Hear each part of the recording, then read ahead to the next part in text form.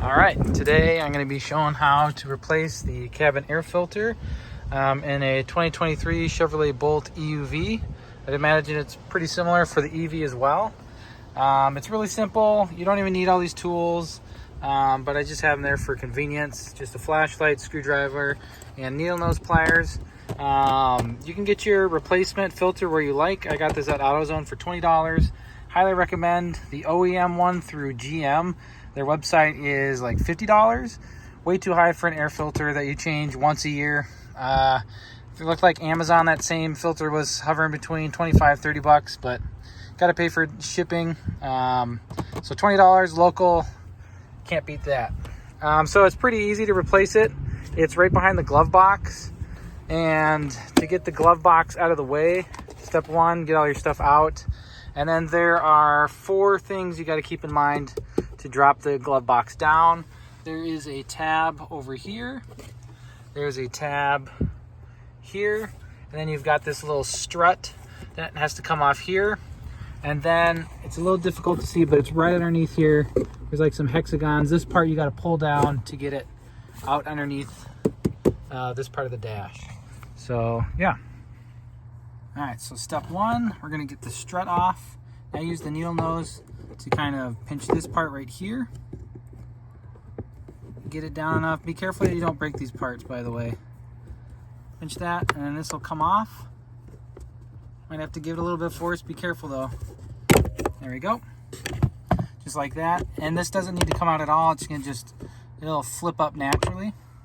All right, so after you get the strut off on the right side of the glove box, we're gonna take this tab out and this tab out, and both of them, they just kind of push in and then pop down. And once you move to the other side, the other opposite one you just did first might come back in, but it just looks like this. Just kind of pop it down and then pop it down. And there we go. So now we'll do the top part. All right, so the top part can be a little tricky. Once you take the tabs out, the glove box will come down. What you need to do is push it up just a little bit, but not so far that these tabs will pop in. Then you can go to that hexagon tab up there, pull it down, and then you can bring it past the lip in the dash, and the glove box will come down all the way.